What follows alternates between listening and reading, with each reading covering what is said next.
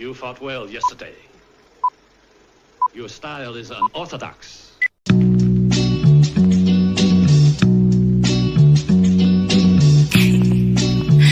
Scorpio.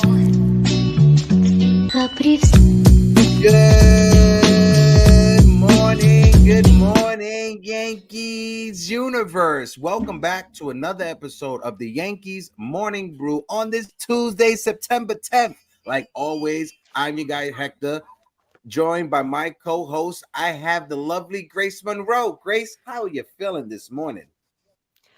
Oh my God, I'm feeling so much better. I missed you guys so much. I was down bad with some sort of something, but I am on steroids. I was telling Hector backstage I would fail a PED test. So I'm feeling much better. I'm on the road to recovery. I'm so excited to be back here with Hector and all of you guys in the chat today talking about our Yankees. And yeah, just missed you guys. So I'm glad to be back. Yeah, listen, the weekend came, the weekend went. Jasson Dominguez is with the Yankees. Yankee fans, we are happy at the moment, but I want to shout out the chat before we continue. If you're watching us on Instagram, click the link in the bio, jump on over to YouTube. If you're watching us on X or on Facebook, do the same thing. Click the link in the bio, jump on over to YouTube, help us out, give us a like, give us a subscribe. Those that are in the chat right now, we got over 20 people in the building. If you guys can, smack the like button, smack that subscribe button. Let's hype it up for a good conversation. My guy Jonathan is in the building. Jonathan, salute. I was in a Yankees space yesterday. Shout out to Boogie for holding that space down. But Jonathan was in the building. My guy Jacob Petruzzi was in the building as well. Jacob, how you doing? Salute. Stephen B is in the building. One of my favorites, 01LS1Z28DABX. How you doing, big fella? Hope all is well. Salute. We got the OG El Theo Nosebleed section is in the building. Nosebleed, how you doing? And like always, remember the guidelines of the chat. This is a safe space. No hate, no hate speech or bullying will be tolerated. No breaching when it comes to the terms and services for YouTube, for Twitter, and for Instagram. So please be respectful to everybody that's in the chat, and let's have a good conversation. And talking about conversation, I'm going to throw it over to you, Grace, because we have to talk about El Martian. Jasson Dominguez, or like Grace likes to sing. Go ahead, Grace, because I can't hit that note. Jasson Dominguez. Yeah, you heard it. Go ahead, Grace. Talk your ish. Oh my gosh, I'm so excited when I got the news. I ran around my house like Christmas morning and I was a little kid and Santa came. I mean, I am so happy. This is the perfect time to call him up. I was telling Hector, I went to 2 games last week in Texas and the team just looked absolutely exhausted, lifeless, no energy.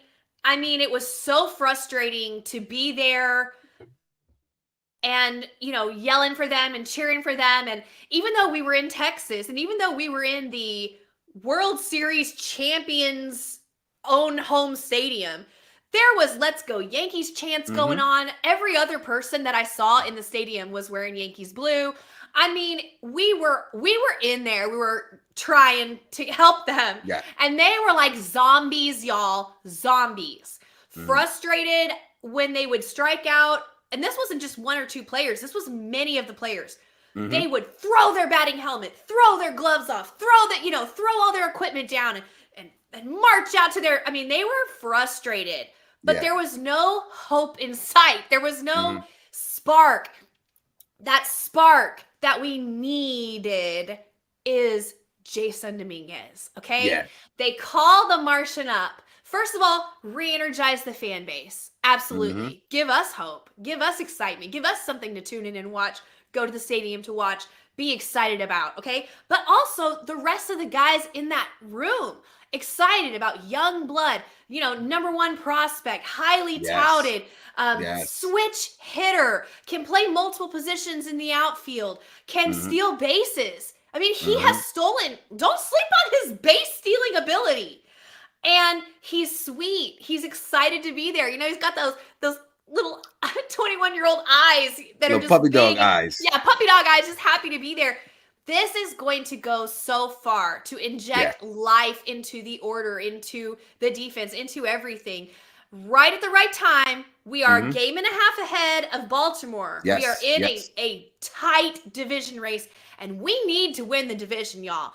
And I know earlier in the year I said, well, I don't really care if we win the wild card or win the, get in by the wild card or win the division because blah, blah, blah. Forget that. We need to win the division, okay? Because, y'all, the Astros... The Astros are a thorn in my side. You know what I'm saying? Yeah. So let them, because they're going to come in having the lowest record probably. Let them get tossed out by somebody else before we have to see them. That's what I hope. Okay? Yeah. So we need to win the division. It's so important. And it's looking good. It's looking good. No, yeah, and to piggyback what you said, right? That series in Texas, I was going through it, right? Because I was worried about you, my good friend Grace Monroe. I know that you and your husband were at the stadium watching the Yankees and the Texas Rangers. They're out there in Arlington. And the first game, the Yankees won. But then the next two games, the Yankees laid an egg. Obviously, Clay Holmes exploded, and he's not our closer anymore. And then our pitching staff, the next game, didn't show up, and we got rocked, right? But as of right now, September 10th, the New York Yankees, we are a game and a half or 2 games up in the AL East, ahead of the Baltimore Orioles. With everything that we have went through, as Yankee fans, as a team, going through our emotions with Clay Holmes, going through our frustrations with Brian Cashman and not calling up Jasson Dominguez, Yankee fans. Tuesday, September 10th, we are still up almost 2 games. I got to get somebody in the chat, put the exact amount of games that we are up right now for me, please. But just know that. And I know we got our series. We have a series coming up with Baltimore towards the end of the year. We have to try to pad that lead as much as we can before we go into Baltimore. Because if we go into Baltimore with a 1-game lead or a 2-game lead, that is dangerous. Because if we get swept, that's it. Everything that I just said, you could take it and throw it out the window. But if we go into that series with a 2-game to 3-game lead, nosebleed section, a game and a half, thank you so much, Theo. If we go into that series with a solid lead, it gives us breathing room. So if we do lose 2 out of 3, knock on wood, hopefully we don't. If we do get swept, it's not going to put us behind the 8 ball that much. You still got to win the games that are in front of you. But this is why when you lose games that you're supposed to win, and now you're in September, you're kicking yourself in the tail, because we should have won that series against the White Sox. We should have won that series against the Brewers. There's so many games that we lost. We should have won that series or multiple games against the Marlins. There were so many games that we lost that we should have won against the Cardinals. We wouldn't be having this conversation right now. Hell, these last 3 series, if we would have won these last 3 series, we wouldn't have a 1.5-game league. We possibly could have a 3-game league or a 3.5-game league in our division. Let me shout out the chat before we continue. My guy NFE in the strike zone. How you doing? LF Divers in the building. My guy Julian Blum. Julian, I hope all is well, my guy. I know Julian's killing it with Fashion Week and his photography. Julian, my guy, salute to you, bro. I hope all is well. And I cannot wait to talk Knicks basketball, baby. FL Diver. Shout out to FL Diver. Sean Browning is in the building. Richie Martinez is in the building. Truth always said, Hector, are you going September 14th to the game? I'm waiting right now. I'm waiting on a press pass through Latino Sports. I'll be at the stadium later on today, a part of Hispanic Media Day with the Yankees, with Latino Sports. I got to be there by 1 o'clock. That's why the show's ending at 12 today. But it's going to be a good day. I'm going to try to be there on Saturday. I can't promise anything. Saturday is a lot going on. My friend Dexter Henry, I just remembered right now, Dexter Henry reached out to me to have me on his show September 14th, that Saturday, to kick off Hispanic Heritage Month. So I'll be in studio in SNY early Saturday morning, and then let's see what happens after Saturday. But I'm going to bring up Damien, because I know Damien, he got some stuff to get off his chest talking about Dominguez and talking about these New York Yankees. So we got to bring up the fly guy, Damien. Good morning. Serrano. Good morning. Damien, good morning, my brother. Good morning. Good morning. Grace, Hector, how y'all doing today? Good, Oh, good. Good we to feeling see you, good. Damien. Missed Good to you see Dominguez you. is too. up. The Yankees are winning. Damien has a smile on his face. He's not frustrated. No, I'm not frustrated. First and foremost, salute Hector with the Latino sports situation. Yes. Brother, you're doing big things and you're doing it for the community. Thank you, Keep bro. doing it for the culture, my man. You're doing big things. Listen, everybody, the community, the chat, Mhm. everybody salute my man. Heck, he's doing his thing. Thank you, bro. I appreciate you, my guy. Go ahead, Absolutely, bro. Talk, absolutely. talk your I know ish. you don't like to talk about yourself, but I'm gonna do it for you. Thank you, bro. Listen, man, Dominguez is up. Is what we wanted. Put a little fire on the Doogie's ass. As we know, Doogie came out yesterday, hit a bomb. Hit 2 hits last night. Dominguez, for all the haters, I had a couple haters in the other chat saying you only went 1 for 4. The guy created a run, right? Mhm. Single, stole a base, created havoc, got a run in. Which let's call a spade a spade. We're not going to see that from Doogie. Nope. Not putting any hate on Verdugo, but it is what it is. He's a better player, right? Mhm. Shout out to Gleyber Torres continuing his hot streak at leadoff. Where would the Yankees be without Gleyber at leadoff right now? Solidified that spot. Grace, he solidified that spot. You saw her eye twitch. Her face didn't move at all, but that one little eye twitch. We know how much Grace loves Gleyber. And listen, we're not sweating what we're sweating because the Yankees stuck with Clay Holmes for so long. Him alone, 11 blown saves. We'd probably be up 4 or 5 games at this point, but it is what it is. The Yankees corrected it. And this is the first time probably since April, May, that the Yankees are whole. You got John Birdie back, Ian Hamilton back. Yes. You have the entire team as a whole. So finally, this team is where it needs to be. The bullpen is where it needs to be. And listen, that's the Cortez the other day, what he said. No problems with it because if we're in his shoes, we feel the same way, right? Especially when you have a guy like Marcus Stroman, whose numbers aren't what Nestor's numbers are, who hasn't pitched as many innings as Nestor's pitched.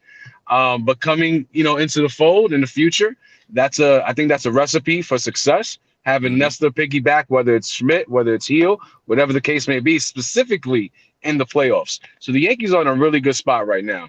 And what up, Mazza? And just to say what up to old Sarge, you pretty bastard, as you want to call myself, and everybody, FL Diver, there it goes, and everybody else in the chat. Good morning. I'm happy this morning. I'm feeling good. I'm feeling good. Yes, absolute. Shout out to Anna Marie LeBeau in the chat. Says, good morning, y'all. Fun game last night. Absolutely, Anna. Right. And I'm gonna piggyback off the point that Grace was talking about with Dominguez before we get into Verdugo. But Baseball America, they put it up yesterday, right? Jasson Dominguez, he gets a hit, a stolen base in his MLB return. The Yankees called up Jasson Dominguez on Monday, ending weeks of speculation of when he would arrive to provide a boost to the offense. And in his first game, Jasson Dominguez did exactly that. He gave a boost to the offense, right? Yankee fans, we have been screaming and we have been begging for a while for Jasson Dominguez to get called up. And guess what? The Martian's here, right? Whether it was last week or whether it was 2 weeks from now, we understood that at some point we would see Jasson Dominguez, right? We were just frustrated with how the front office was handling the entire situation, especially when the reports came out that Brian Cashman and Aaron Boone both agreed that Alex Verdugo was the best option at the time. Now, Grace, I love the face, right? But now, right?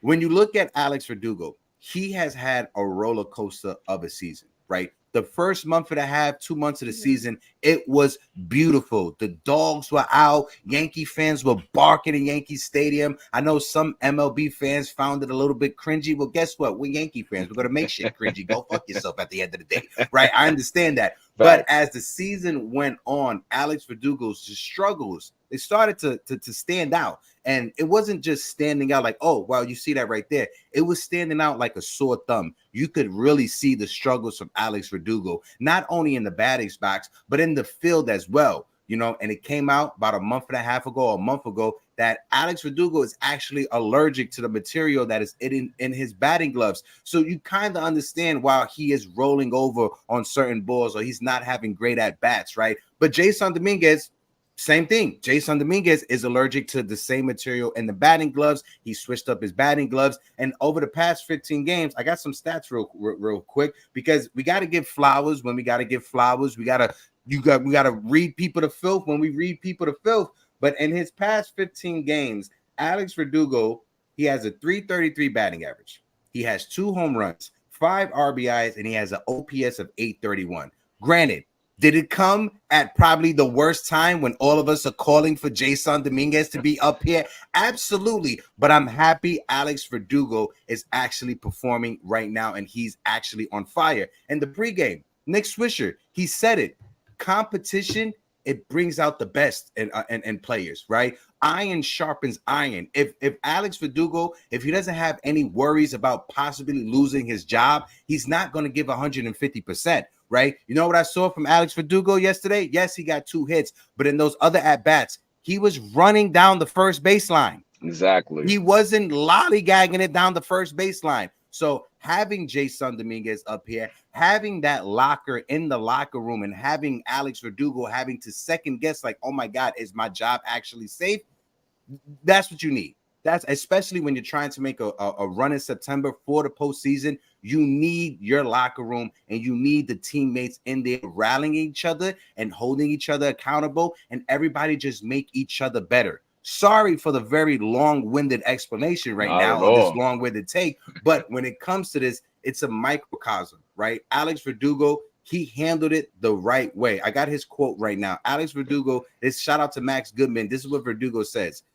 Speaking on Jasson Dominguez, he's going to come up here. He's going to play. He's going to help this team win. Whatever that means right. If I lose a little bit of playing time, I lose a little bit of playing time. At the end of the day, I want to win. The only thing that matters is getting to the playoffs and winning there. And Alex Verdugo, he said everything right. Go ahead, Grace. You can kill it and kill my take if you want. No, I agree. I think that's a great quote by Verdugo. You know, you don't want him to say like, yeah, I'm so excited that he's here and I don't care. You know, he cares. Mm-hmm. He wants to win. That's what we want to hear as fans. And that's what the team should want to hear as well. A team first mentality going into October is so important. And when a player like this, who knows he's not going to get re-signed, you know, he knows he's going to be headed into free agency, to be able to say, yeah, I'll be a role player in the playoffs and I want to win. I'm going to show out and then I'm going to go get myself a payday. You know, that's the exact mentality that I would have wanted him to have. And the bottom line is here, we got to put our best players on the field going into postseason, period. That's it. It's as simple as that. And Jasson Dominguez is one of the best players in the Yankees organization. So whether he plays left field or whether he plays center field or whether he DHs or whether who knows what they're going to do with him, but he needs to be on the on the team, period. You know? Mm-hmm. Dang, what's your thoughts on that? And folks in the chat, we got over 50 people in the building rocking with us right now. If you guys can, smack that like button on YouTube. And if you also can, interact with the emojis. Just smash the emojis that's right there in the chat. It helps get the live out to other Yankee fans. Let's get more people in the building. Go ahead, Dane. If only Hal Steinbrenner created that same competition with Cashman, we'd have a better GM, right? So, just saying. Yeah. Listen, Doogie's quotes, they're exactly spot on. You know, that's exactly what you want to hear from somebody like that, a veteran in the game. You know, bringing in a young stud like Dominguez, who's obviously athletically better. You know, we have a small sample size of what Dominguez could be offensively. But I think offensively he's better. Defensively, I think that's where Doogie comes in and Doogie trumps him a little bit, so to speak. But at the end of the day, again, you got to put your best players on the team. And for a long time, for 2-3 months, Alex Verdugo was not the best option at that time. Currently, probably still isn't the best option. But as long as we can create that competition, as long as he can continue that same mind frame, saying, listen, if this young kid's going to help us win, then I'm all for it. then the Yankees will go far as can go. But again, it's all about Hal. It's all about Cashman. It's all about Boone. How much time, how much leash are you going to give Dominguez? He has to be in the lineup every single day. He has to be. Whether it's tonight he goes in for Doogie, another night he goes in for Judge as a center field like they did last night. Get Judge off his feet a little bit, because I do think Judge being as big as he is, playing that center field, which is grueling, right? We need Judge as fresh as possible going into the playoffs. And I think that's part of the rut that he's in right now. He's a little wore out. And, who can say that you blame him, right? Him and Soto both. They got to be a little wore out. Not only, Soto's used to playing 162, right? However, he's not used to playing 162 in the Bronx. Again, the pinstripes are heavy. It's different. So it is grueling physically and mentally. So having Dominguez is going to give everybody a fresh start. Let him play some right field. Put Soto at DH spot. Put center Judge, Dominguez right, Doogie left. Have Soto DH. So there's ways to keep this kid in the lineup. They just have to be creative with it. But I'm all for it. He's gonna be a spark plug. Yeah, no, you definitely got to get creative with it. DH Judge as much as you can. I know if you DH Judge, that means Giancarlo Stanton is sitting, right? But it is what it is. When you look at it, right? When you look at the different possibilities of a lineup, this is what you want. This is the problem that you want. You want to have these type of conversations, these gut-wrenching decisions that you have to make, who to play and who not to play. But one of the tough decisions the Yankees had to do, and this is something that we've been talking about over the past 2 weeks, DJ LeMahieu. The Yankees placed DJ LeMahieu on the IL, right? And they say that it's a lingering hip issues, his hip injury, and I've been preaching it ever since he got his contract extension. He had hip surgery. That's the downfall of DJ LeMahieu. But there's a lot of speculation going on and how the Yankees handle this. Is it a phantom IL? The Yankees just trying to do right by DJ LeMahieu and not just DFA him. The Yankees, they have to get creative with their PR approach from this, right? And hear me out when I say this. If you're telling me that it's a hip issue, it's a lingering hip injury, that he's on the IL and is retro dated back to like September 6th or whatever it is, September 5th. You're telling me that you had DJ LeMahieu out there at first base and third base with a bad hip for about a month, just forcing him out there while you were sitting Ben Rice? Ben Rice who's healthy. Oswaldo Cabrera, who's healthy as well.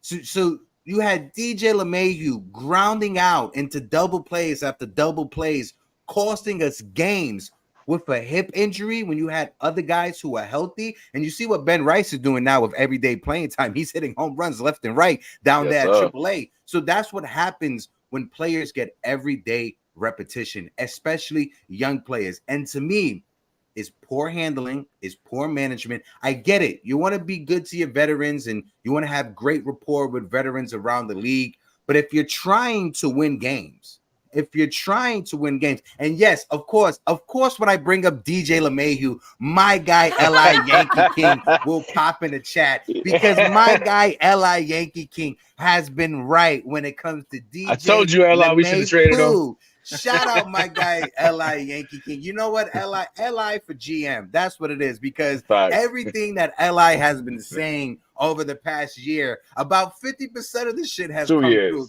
The other 50% is just get lost in the wind. But L.I. Yankee King saying that Aaron Judge should start taking ground balls at first base. People laughed at him. And guess what? Judge started taking grounders at first base, right?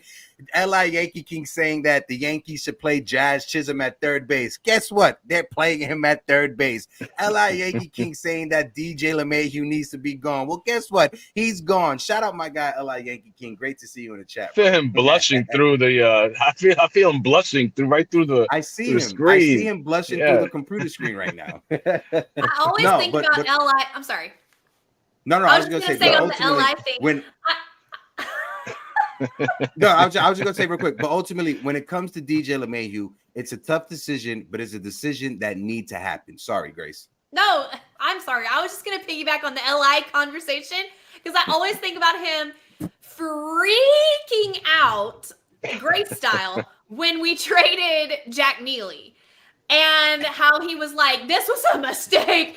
That's our future closer. What are we doing? Like, just losing his mind over it. And then what happened? A couple weeks later, what do we need? A closer. Well, some of us have been asking for a closer all year and saying that that was our number one priority going into the trade deadline. However, regardless of that, we could have called up Jack Neely right about meow, you know? Yeah. And I think, yeah, meow. And I think about Li all the time and the Jack Neely and how he was so upset and everything. Oh man. Yeah. Shout out to Ella. Ella Yankees rants are legendary. I know some people they don't like engaging with Li. Well, guess what? I hope you stub your toe on the way to the bathroom at Heck, I'll be back in a couple of seconds. I'll be right back. All right. Do you think, Damien? As Damien rejoins us, right? Just want to bring this up again. Right, because Aaron Boone says DJ LeMahieu, like I said, his hip injury was lingering for the past few weeks, but on the season so far, DJ LeMahieu, his stats speak for themselves. He has a 204 batting average, 2 home runs, 26 RBIs, and he has a 527 OPS. DJ LeMahieu, he's a shell of the former player that he once was. Was DJ LeMahieu a great Yankee at one point? Absolutely. Did he help contribute to this team? Absolutely. He had a home run in the postseason that tied up the game and would have been legendary if Aroldis Chapman didn't blow the lead to Altuve in the bottom half of the inning, right? But right now, if the New York Yankees, if we're serious about winning, if we're serious about putting the best team on the field, there's no world that DJ LeMahieu could fit into that equation. If you're trying to have the best roster, if you're trying to have the best lineup on the field, better than your opponent, DJ LeMahieu cannot be a part of that conversation. If you have to put him on a phantom IL to do right by him, you put him on a phantom IL to do right by him. I think he has, 3 years left of his deal, $45 million left. The Yankees are still on for some money when it comes to DJ LeMahieu, but it is what it is. You know, now we just got to move forward. I wouldn't be surprised if they kept him and then we saw him next year and they tried to figure out some type of role for him on the team still, whatever type of role, whatever capacity that will be. I don't know, but I would not be surprised in the least to see him stay on this IL, sit out the postseason, and then come back in spring. I wouldn't be surprised in the least. I know they're going to try to squeeze every last drop out of that contract and that asset, and that's how they do it. I mean, they don't just DFA people. Like, they take forever to decide to DFA people. I mean, I wouldn't be surprised. Yeah, I wouldn't be surprised either if it's after this year, because when you look at his contract, he's making $15 million for the rest of the season, and then he's on the books for next year and the year after. So it's just 2.5 years or 2.25 years left on his contract. When you compare that to Aaron Hicks had about 3 years left and $30 million left on his deal before the Yankees DFA'd him, right? So if I'm using that metric from Hicks to DJ LeMahieu after this year will have $30 million left, the same amount of money Aaron Hicks had left before the Yankees DFA'd him. So it's most likely going to be after this season. Maybe DJ LeMahieu comes back and is in spring training next year. And during the first month of the season, if it doesn't go well for DJ LeMahieu, I think the Yankees will DFA him next year. It's probably during the offseason. If not during the offseason, it definitely would be through next year if he doesn't bounce back, or if he doesn't turn out to just be an average major league player. Because when you look at it,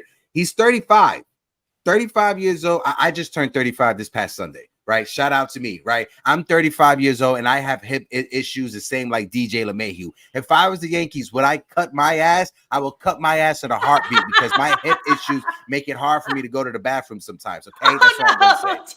But no, TMI. But no, they'll bring him back. I would be shocked. Yeah. I would be shocked if they DFA'd him in the offseason and didn't at least give it one more try. That is just Yankees to the core, to bring him back for one more try just to see if maybe they could catch something, if he could work during the offseason and try to focus on changing his game to focus on a certain couple things that they want him to be a role player for.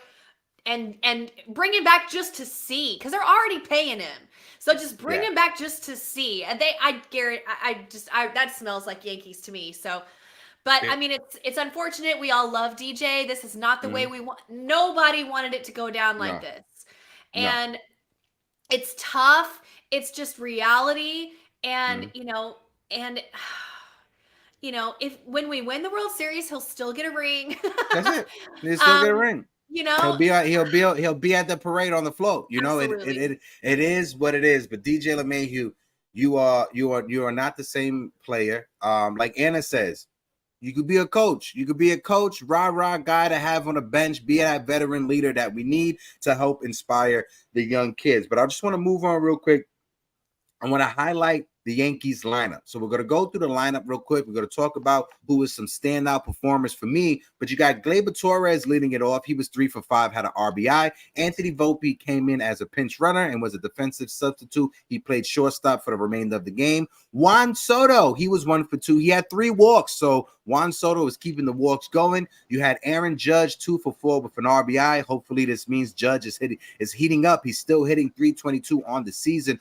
Austin bleeping Wells, El Dominicano, Yes, sir. Austin Wells, 2 for 5, 4 RBIs, a home run. This kid, is killing it. 252 ever since taking over in the cleanup spot. Our offense, this team has had a jolt of electricity, energy that we have needed. Jazz Chisholm was 0 for 3. He's hitting 262 on the season. Jasson Dominguez, 1 for 4 on the night. Beautiful. And you like that, right? Anthony Rizzo was 0 for 4. Osvaldo Cabrera was 1 for 3. And Alex Verdugo, the Doogie Meister, he was 2 for 4. But for me, the standout has to be Austin Wells. Like I said, ever since taking over the leadoff spot, check this out. As a cleanup hitter, taking off of the cleanup spot, as a cleanup hitter in the 27 games, Austin Wells is hitting 309. He has a 373 on base percentage. He has a 909 OPS, 6 home runs and 26 RBIs. In that time span, there's only one cleanup hitter that has a higher OPS than him, and I think it's some random ass person on the Oakland A's. I don't know. I forgot the person's name. But when you look at it, Austin Wells, he is producing at a big time level. When Jose Trevino went down and he was placed on the IL and Austin Wells took over the everyday catching spot, we didn't know what we was going to get out of Austin Wells because it was an up and down season, but he has locked in and he has turned into that hitter that we all thought he was going to be. Jasson Dominguez said it in the postgame. He said, I'm not surprised at what I'm seeing from Austin Wells. I expect this from him, knowing the type of player he is. And guess what? That first game that I went down with my beautiful girlfriend, Alex, to watch Jasson Dominguez and Austin Wells with the Tampa Bay Tarpons, you know what I saw? I saw not only did Jasson Dominguez get a double, but Austin Wells hit a ball that left George M. Steinbrenner Field. And I was talking with the security guards, and one of them said that not that many minor league players can do that. And Austin Wells did that. And you see his approach at the plate. You see how he switched up his batting stance. And when you're watching the dugout, Austin Wells, he has a very old school approach. When you look at his catching gear, he has that Jorge Posada catching gear. When you see him in the dugout, he's around the pitching staff, talking and communicating with the pitching staff, going through that iPad. If it was 1996, it wouldn't be an iPad. It would be a big binder because that's how much he is locked in. So shout out to Austin Wells. That's my standout player in the lineup. What about you, Grace? I mean, he's going to win Rookie of the Year. If he doesn't win Rookie of the Year, it's going to be a travesty, okay? Because he is putting up numbers as good or better than Kowser, and he has not played nearly as many games. Mm-hmm. This man has had 99 games played, and he didn't start all those games. They did him as a defensive substitution a few times.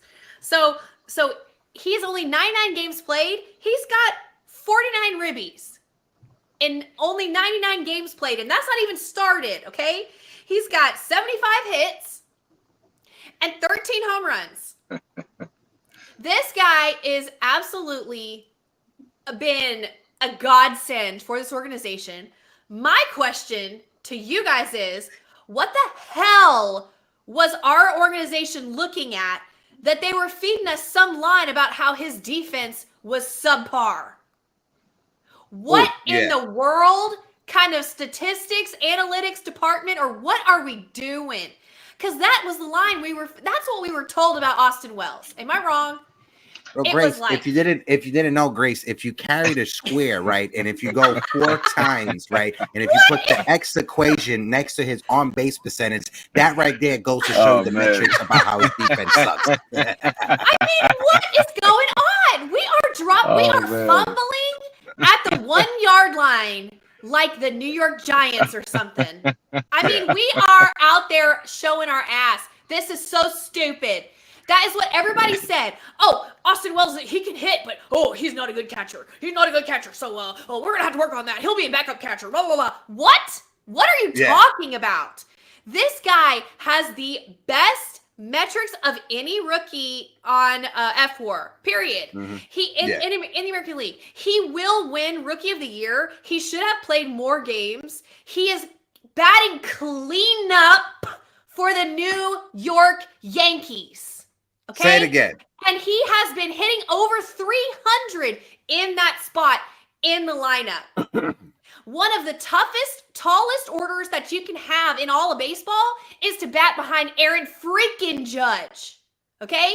This guy stepped in and absolutely soared. Not to mention, his framing metrics are in the top. Okay? His arm, he can throw people out on the base paths. He communicates with the pitchers so well. They all love him. Okay? Mm-hmm. This guy has been absolutely incredible this year. Incredible. I just want to bring up some chats real quick. Shout out my guy Li Yankee Keep, because I thought the same thing. Li said, "Why did the Giants have to catch a stray? We suck enough. We are in danger of getting Bill Belichick and turning into the White Sox." Li Yankee King, when you're cooking, my guy, and you're cooking with some hot grease right now. My guy Richie Rivera, Empire State of Baseball, the best mustache in New York City belongs to Austin Wells. Absolutely, the real mustache pop is my guy Austin Wells. Shout out to Austin Wells. Mikey Perizal is in the building. Mikey P, shout out to you. If I butcher like your last name, I do apologize, Mike. Shout out to Mikey P. Erica Garcia in the building. My friend Erica says, "I just need you guys to know one thing. I have a massive crush on Austin Wells. El Dominicano con el bigote, Austin Wells." Shout out to Austin because he does look good. He does look that mustache is built to be a New York Yankee. Shout out to Austin Wells. I put a video of him dancing on my Instagram. I shared it with you. It got over 100K views and Yankee fans loved it. So shout out to the Yankee fans loving Austin Wells at the moment. Who else is in the building? Old Sarge is in the building. Austin Wells hides a third fist in his mustache. Anna Marie, sexy mustache. Mr. Wells, happy for the kid. Absolutely. You got to be happy for Austin Wells. You got to be happy and when you look at it, right, people say that the Yankees do not develop major league talent. Let's dissect that for a second before we get into the pitching staff, because I want to talk about the pitching. Yes. Let's dissect that for a second, right? When you look at the lineup, Aaron Judge, best player in baseball. We drafted him, we developed him, right? That's a given, right? Anthony Volpe, he won a Gold Glove last year as a shortstop, right? Maybe his offense is not the best, but listen, he's hitting better than what he did last year. So that's another one right there, right? Jasson Dominguez just came up. Austin Wells, one of the best cleanup hitters in all of Major League Baseball. Luis Hill was having an all-star season this year before he had a few clunkers as well. Clark Schmidt, before getting injured, was having an all-star season before getting injured right there. Those are 6 players that I mentioned out of our 26-man roster that we developed, that came through our system. So yes, are there some misses? Yes, there's some misses, right? Have there been more misses than hits lately? Absolutely. But you can't deny what has come up out of this system and what is down in the pipeline. That's all I got to say when it comes to that. What's your thoughts on the conflict, Grace? Absolutely. And Oswaldo Cabrera, this Swiss Army knife. Yeah, the Swiss Army knife of our rotation, who I believe will come through big in October. Now, these types of intangible, magical pieces is what makes postseason magic. People like Oswaldo Cabrera, who can come in and pinch hit or fit into a defensive substitution or make big plays, come up, extend the lineup, be a surprise element. It's huge in the postseason. And Oswaldo Cabrera, the league is sleeping on him. I really believe they are sleeping on him. But we know how he can be with runners in scoring position. He can be a run producer. He can absolutely be a run producer for our team in the postseason. He is so controlled in the moment. He doesn't play every day. Yet when he gets the call, he steps up, he comes in, he's cool as a cucumber. That's the type of mentality that's going to pay off in, the big lights, the prime time, all that stuff. I am looking for Oswaldo to have a big postseason this year. I'm looking for Jazz to have a big postseason this year. He's the type of guy too, right, who thrives off of that extra intensity, the lights. He's got that speed. He's got the desire to take risks, but it usually works out, because that's an important part. But he's got this kind of intangible finesse, pizzazz quality. It's so exciting right now. Our pitching is getting back to full strength. Hamilton closing out the game last night. What do you think about that? Well, we're going to get into the pitching now. Sorry, I just want to just add one thing when it comes to Oswaldo Cabrera. Oswaldo Cabrera is the 2024 version of Jose Vizcaino. If you guys remember Jose Vizcaino with the New York Yankees, he had an amazing postseason run, and he was a solid utility infielder. Jose Vizcaino in the 2000 postseason and the championship series in the ALCS against the Seattle Mariners. Jose Vizcaino, he played in 4 games. He got 2 hits, 3 runs, and he had 2 RBIs in those 4 games that he played. And every one of those games that he played, the Yankees won. And he was a crucial part of the Yankees winning, right? So that's what I'm saying. Oswaldo Cabrera is the 2024 version of Jose Vizcaino. Jose Vizcaino also, if you guys remember when the Houston Astros, when they first went to the postseason against the Chicago White Sox, one of the key pieces was a utility infielder by the name of Jose Vizcaino for their run. So when you look at Oswaldo Cabrera, yes, right? A-Rod had a phenomenal 2009 postseason run. Absolutely. But Jerry Hurston Jr., he did some good stuff in that postseason. There are little players that do intangibles that don't show up in the box score that help your team win the postseason, right? Yes. What's it? Oh my God. Enrique what was that infielder the Yankees had that the Yankees used to play him? No. The Yankees used to play him against Pedro Martinez, Enrique Wilson. Wilson, another guy who came through the Yankees system, was a utility infielder, but was a key piece in the Yankees making postseason runs, right? There you go, Mikey P. Enrique Wilson, absolutely. What about Luis Sojo? Another one during the 90s.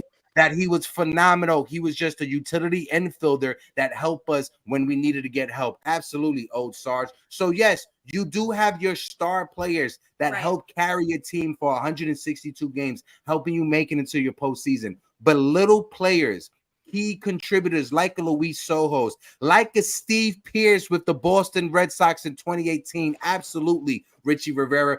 Those are players that can take you over the hump, and those are players that they get forgotten when we have these conversations about championships. Oh yeah, bench depth and just your depth in general is where you win in the margins. And in the postseason, you're not going to have a Romero Pena also, absolutely. Yeah, you're not going to have a 10-4 win. You know what I mean? Most likely. You're going to win these games in the margins because all the teams are good. It's just who's going to edge you out, a little bit here, a little bit there. That's when defense is so important. And errors are gonna kill me. Errors lead to runs, y'all. Am I losing my senses? Is this freaking rocket science? No, okay. You're not losing your senses. And if you guys didn't know, that was Grace throwing some Easter eggs and shots at Gleyber Torres. But looking at the Yankees pitching, let's look at the Yankees pitching from yesterday. And Carlos Rodon, 6 innings, 4 runs, 3 of them were earned. I really want to charge Rodon with just 2 runs, those 2 home runs. His defense betrayed him. That first inning, Jazz Chisholm should have been a better throw. Anthony Rizzo would have got that out. When it comes to Gleyber Torres, I blame both Gleyber Torres and Juan Soto. Yeah. If an infielder is coming out on that play right now, to me, the right fielder has to take charge of that situation and call Gleyber Torres off. Juan Soto has to call Gleyber Torres off and get that ball. But on the flip side, Gleyber Torres, if your dumb ass is gonna try to make a play on that ball, you better get some glove on it at something, get some leather on it at just a little bit, just something, right? You do great stuff, right? It's like we go 3 steps forward and then we take 5 steps back, Gleyber Torres. So just focus on making the plays that are in front of you. But again, I look at that play as a 50-50. I think Juan Soto should have took charge on that play, being the right fielder coming in on that play instead of the infielder going out on that play. But Rodon, 6 hits, 4 runs, 3 of them earned, 9 strikeouts, 2 home runs. No, I will. I definitely will. Jake Cousins, shout out to Cousins, right? That slider, it's filthy. It's disgusting. He pitched the inning, 2 strikeouts as well. Luke Weaver, give it up to my guy Luke. 1 inning, 1 hit, 1 walk, 2 strikeouts. And then Ian Hamilton, looking like a mobster from the 1920s, closed out the game. So, yeah, go ahead, Grace. So accurate. So niche and so accurate. He looked like he was an extra on Boardwalk Empire, bro. Like, I'm telling you. Totally. I love it. I love him. I love Ian Hamilton. I absolutely love his look and his just like stones and just his whole thing. I love it. And he was a closer in college.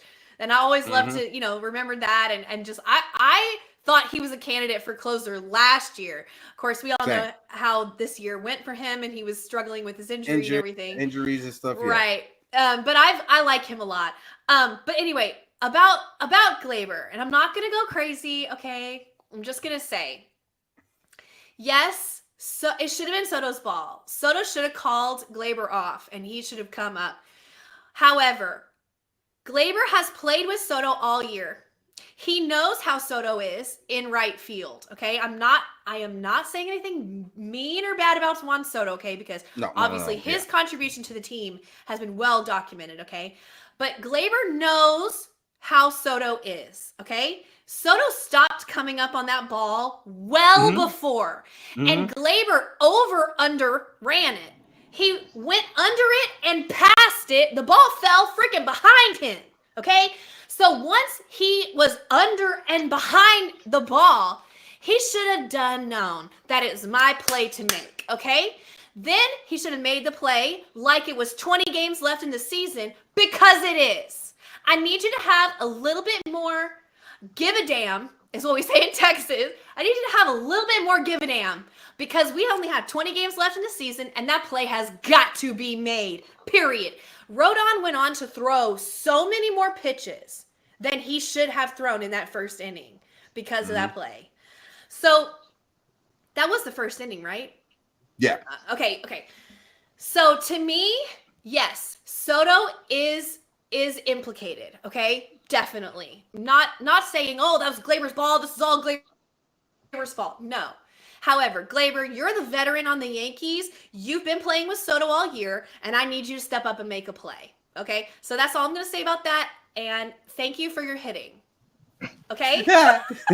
Yes, because Gleyber Torres in his last 30 games is hitting 298. He's right at the 300 mark. He has been a difference maker at the top of our lineup as the leadoff hitter, because this team does not have a leadoff hitter. We came into the season without a leadoff hitter, right? I guess they thought DJ LeMahieu would be the leadoff hitter. Look how that has worked out.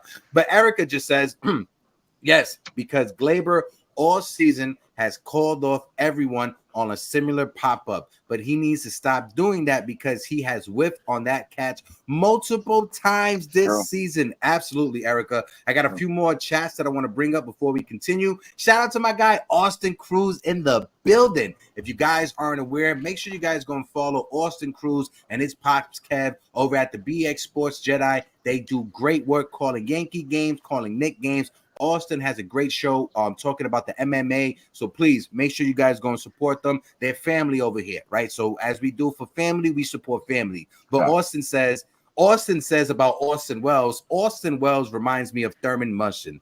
based on what I've seen of Munson, I know I can't be the only one who sees that or feel that way. No, absolutely not. We've had different older Yankee fans with the same conversation share the same thing. Rich Rivera says Cowser is still up, but Wells, he has a plus 180 odds talking about rookie of the year. Listen, when it comes to rookie of the year, and like Jonathan says, 134 likes, we got over 90 people in the building. If you guys can't smack that like button, let's run the likes up. Let's get it up to 50. But when it comes to rookie of the year, if Austin Wells wins rookie of the year, copy. It's an icing on the cake, copy. Ultimately, I want Austin Wells focused on the 18 games that are left in this season and focus on the postseason. If you win rookie of the year, my guy, I'm happy for you, right? I'm buying you the first balloon package from 1-800-Flowers. I'm going to do that for you, my guy. But I need him to focus on the rest of the games, the 18 games that we have on this season. I think that's fair to say. What you guys think? Looking at Austin Wells, you already know it's in his pedigree. That's the only thing he's going to focus on. If you would ask him right now about the rookie of the year, he'd probably tell you, I'm not even paying attention to it. Am I in the running? Am I first? Am I second? I have no idea, because the only thing I'm focusing on my pitchers is the staff, is my defense. Because, I mean, we talked about it a little bit earlier. Austin Wells' knock was his defense. And listen, rightfully so. But the guy was endlessly working. He worked his ass off and has become a great catcher. I mean, let's call it what it is. He's a top 3 catcher in the league.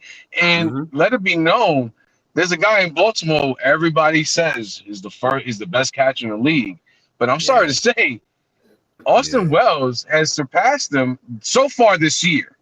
Okay. And he's really taken a step back. And of course, we're talking about, the catcher over in Baltimore. I don't want to say his name, but rightfully so, Austin Wells does deserve a rookie of the year. Cowser, Austin Wells' numbers have kind of pretty much almost surpassed him. And the only difference between them is that you have bats. Cowser's at over 300. Austin Wells is at 250 something. So at the end of the day, Austin Wells probably does deserve it. The Yankees will get their draft pick. But listen, we all know Wells is not focusing on any of that. The way he plays the game, he plays it the right way. The way he commands that staff, they all rave about him.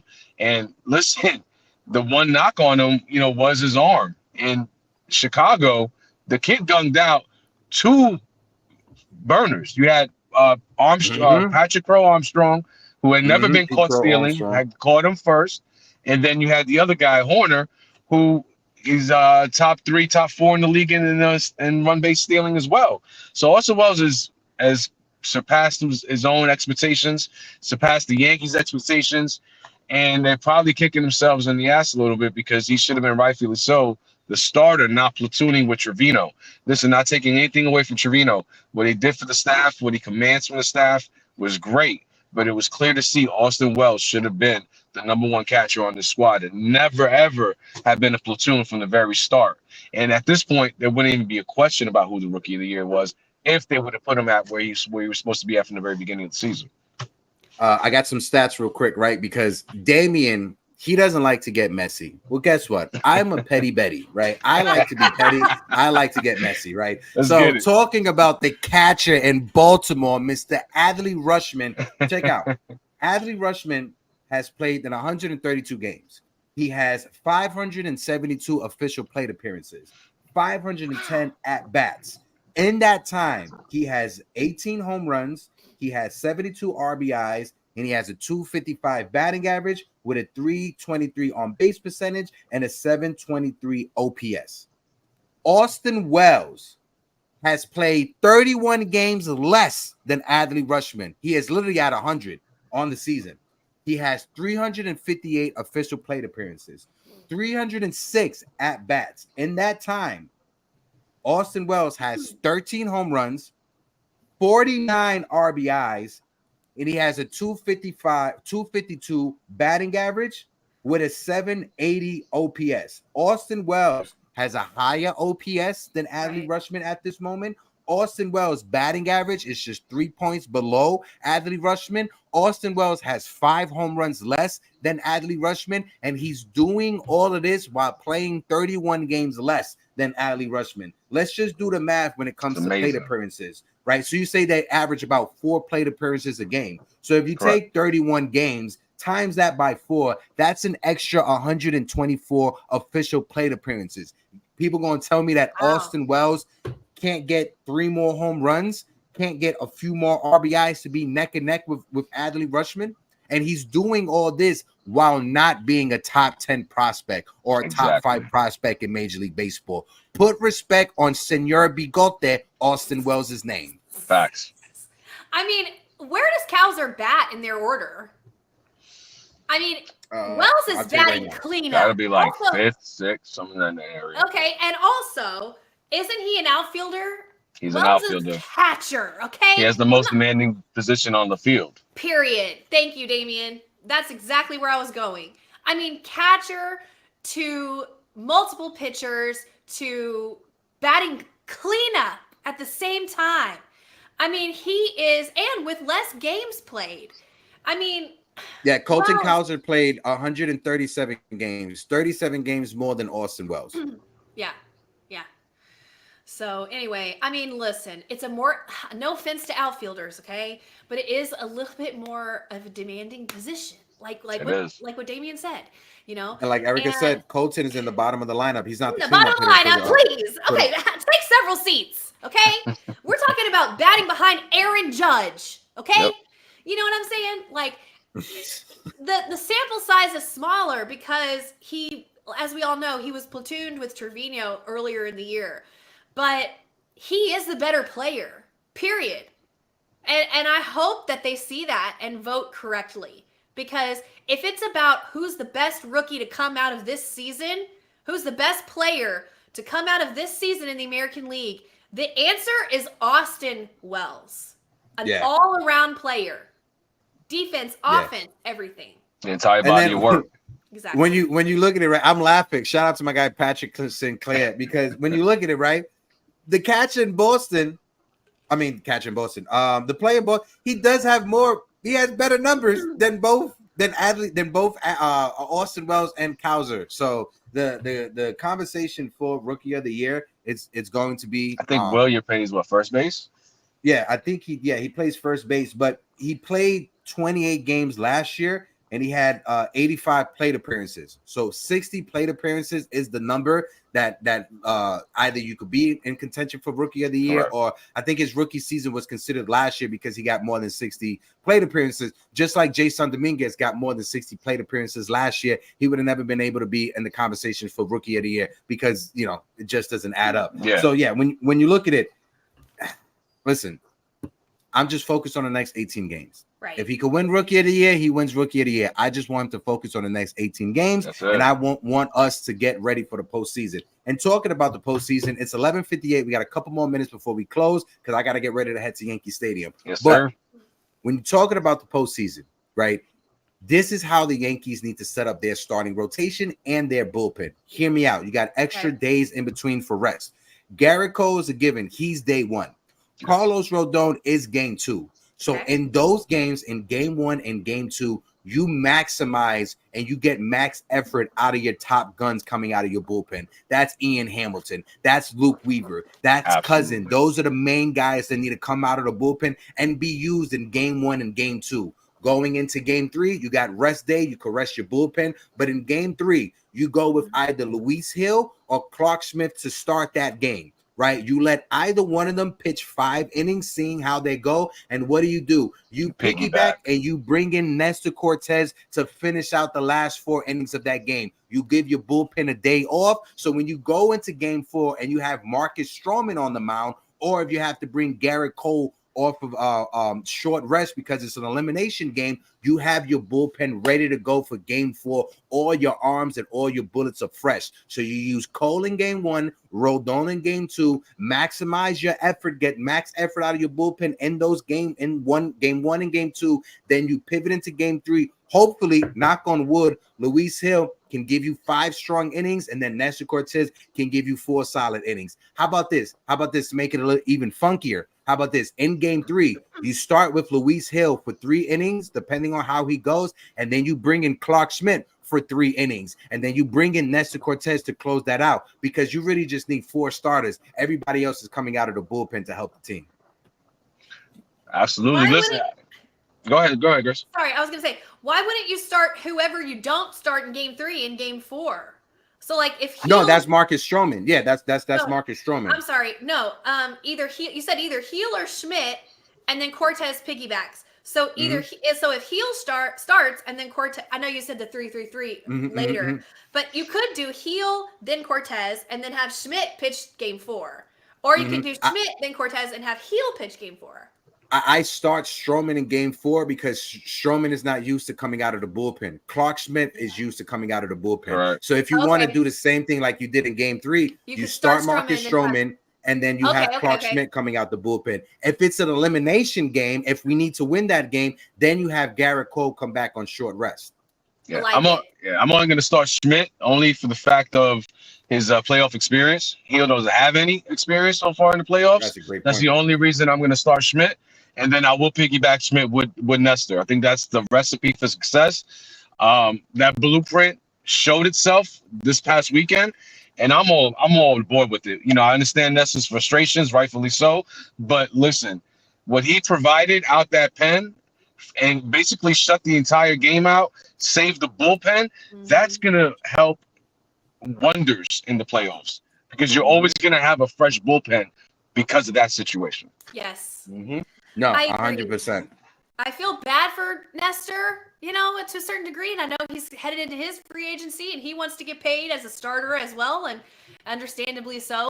But you know, it's not about you, unfortunately. You know, it's about the team, and it's about getting those wins. And we have now put ourselves into a position, like Damien said, where the bullpen is so exhausted and tired, and they have been picking up people all year, and they were dropping like flies at one point. We are re-upped a little bit, but Nestor, Poppy, we need you. You're so good. That's why we need you to do this for us. You're going to be a absolute weapon for us if you can, and he will, and he has put his ego aside. He did, and he will. And do this for the team. It's going to be so huge. Yeah, no, it definitely will. It definitely will be. I'm super excited now to talk Yankee baseball, because the Yankees, they're winning now, right? We're in first place. Everything is right. Jasson Dominguez is up at the big league level. But I just want to say thank you to Grace and thank you to Damien, right? I said it last week, but this past month has been really hectic with a lot of things that's going on with the rebranding stuff that happened in my personal life with my father. I just want to tell my 2 friends that are close to me, thank you guys so much for always supporting me and always being in my corner and just being yourselves authentically and never faking the funk. I love you, Grace. I love you, Damien. Shout out to this chat. You guys are the best chat when it comes to talking sports, when it comes to talking Yankees, when it comes to talking Knicks. You guys are the best. But again, until next time, I'm not sure about, we may have to switch up the show time for Thursday. We'll let you guys know because there's a lot going on Thursday. I'm going to be at Yankee Stadium later on today, a part of the press. I get my first ever media pass with the New York Yankees for Hispanic Media Day. Shout out to the Yankees putting this together. Shout out to the people at Latino Sports. If it wasn't for them believing in me and trusting me and giving me this opportunity, I wouldn't be able to go today. So shout out to Julio Pavon, the owner of Latino Sports, the founder of Latino Sports. If you guys can, please go to latinosports.com. Just sign up for the email list, sign up for the webpage. It helps us out. You know, it goes a long way. But until next time, I'm Hector. That's my friend Grace Monroe, and that's Damien. Yes, and then we're going to start going forward. When I go like that, Grace is going to say her name, and Damien's going to say his name. I don't want to just sound like a robot all the time. But until Thursday, we love you guys. Peace, salutation. Make sure you guys drink some water. Say something positive about yourself. And like always, deuces. You fought well yesterday. Your style is unorthodox.